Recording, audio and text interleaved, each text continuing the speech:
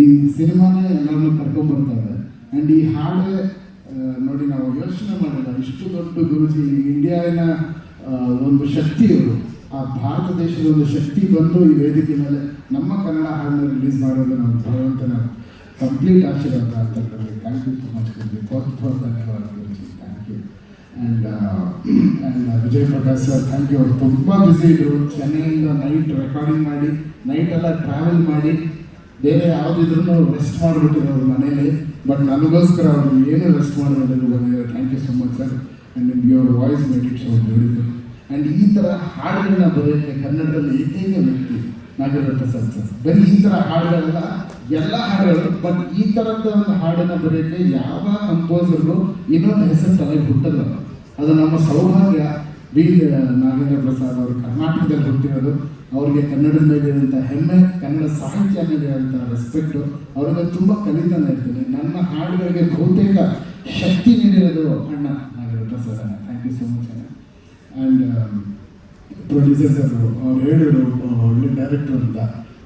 ನಾನು ಎಷ್ಟು ಒಳ್ಳೆ ಡೈರೆಕ್ಟ್ರು, ಅದಕ್ಕಿಂತ 100ರಷ್ಟು ಒಳ್ಳೆ ಪ್ರೊಡ್ಯೂಸರ್, ಒಳ್ಳೆ ವ್ಯಕ್ತಿ ಅವರು.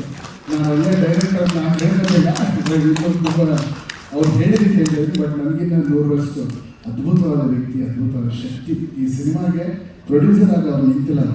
ಶಿವನ ಭಕ್ತ ಒಂದು ಶಿವನ ಪೂಜೆ ಮಾಡೋದು ಹೇಗಿರುತ್ತೆ, ಹಾಗೆ ಈ ಸಿನಿಮಾನ ಪೂಜೆ ಮಾಡ್ತಾ ನಿಂತಿರೋಂಥ ಪ್ರೊಡ್ಯೂಸರ್ ಅವರು. ಥ್ಯಾಂಕ್ ಯು ಅಣ್ಣ, ನಮ್ಮ ಶಕ್ತಿ ಯಾವತ್ತೂ ಮುಗಿಯೋದಿಲ್ಲ. Thank you. ಆ್ಯಂಡ್ ಎಲ್ಲದಕ್ಕೂ ಮೀರಿ ಈ ಸಿನಿಮಾ ನಾನು ಮಾಡೋಕ್ಕೆ ಕಾರಣ ಮನೆ ನೋಡಿ ಡಾಕ್ಟರ್ ಶಿವರಾಜ್ ಕುಮಾರ್ ಅಣ್ಣ. ಅವ್ರು ಯಾವಾಗ ನನ್ನ ತಲೆ ಮೇಲೆ ಕೈಗೆ ಆಶೀರ್ವಾದ ಮಾಡಿದ್ರು, ಆ ಶಕ್ತಿ ಇವ್ರಿಗೂ ಕರ್ಕೊಂಡ್ಬಂದಿದೆ. ಬೇರೆ ಏನಿಲ್ಲ ಅಣ್ಣ. ಇವತ್ತು ಲಾಸ್ಟ್ ಮೂಮೆಂಟಲ್ಲಿ ಅಣ್ಣ ಒಂದು ಪಂಚೆ ಐಡಿಯಾನಿಲ್ಲ, ಒಂದು ಪಂಚೆ ಶರ್ಟ್ ಉಟ್ಕೊಂಡು ಬರ್ತಾರೆ ಅಣ್ಣ. ಡೆಫಿನೆಟ್ಲಿ ಎಲ್ಲಿ ಬರಲಿ ಎಂದು ಇಷ್ಟು ದೊಡ್ಡ ಸೂಪರ್ ಸ್ಟಾರ್ ಕಾರಿಂದ ಹೇಳಿದ್ರು, ಅಣ್ಣ ಒಂದು ರೂಮ್ ಬುಕ್ ಮಾಡ್ತೀವಿ, ಒಂದೇ ನಿಮಿಷ ರೂಮ್ ಇದೆ. ರೂಮಲ್ಲ ಬೇಡಮ್ಮ, ಇಲ್ಲಿ ಏನೇನಿದೆ ಅದನ್ನು ಡೋರ್ ಓಪನ್ ಮಾಡ್ಸೋದು ಅಲ್ಲ ಚೇಂಜ್ ಮಾಡ್ತೀನಿ. ಯಾರು ಇದ್ದಾರೆ ಮೇಡಮ್ ಈ ಥರ ಇಂಡಿಯಾದಲ್ಲಿ ಅಂತ ನನಗೆ ಗೊತ್ತಿಲ್ಲ. ಶಿವಣ್ಣ, ನೀವು ಇರೋ ಟೈಮಲ್ಲಿ ನಾವು ಬದುಕಿರೋದು ನಮ್ಮ ಸೌಭಾಗ್ಯ. ನೀವು ಗಾಳಿನ ಉಸಿರಾಡ್ತಾ ಇರೋದು ನಮ್ಮ ಸೌಭಾಗ್ಯ. ಅಣ್ಣವ್ರನ್ನ ನಾನು ನೋಡೋಕ್ಕಾಗಿಲ್ಲ, ಬಟ್ ಅಣ್ಣವರ ಪ್ರತಿ ರೂಪ ದಿನ ನಾನು ಶಿವಣ್ಣನ ನೋಡ್ತೇನೆ. Thank you so much for being. And ಈ ಸಿನಿಮಾ ಇನ್ನೂ ಭಾಳಷ್ಟು ಸರ್ಪ್ರೈಸಸ್ ಇದೆ, ಮಾಡ್ತಾ ಹೋಗ್ತೀವಿ.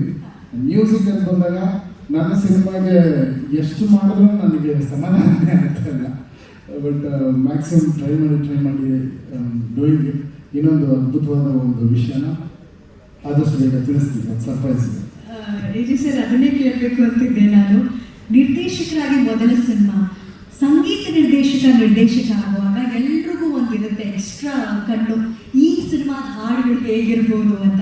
ಸೊ ಆ ಪ್ರೆಷರ್ ಏನಾದರೂ ಇತ್ತಾ, ಅಥವಾ ಈ ಸಿನಿಮಾ ಡೈರೆಕ್ಟರ್ ನಾನಲ್ಲ ಅಂತ ಮ್ಯೂಸಿಕ್ ಡೈರೆಕ್ಷನ್ ಮಾಡಿದ್ದ, ಆ ಜರ್ನಿ ಬಗ್ಗೆ?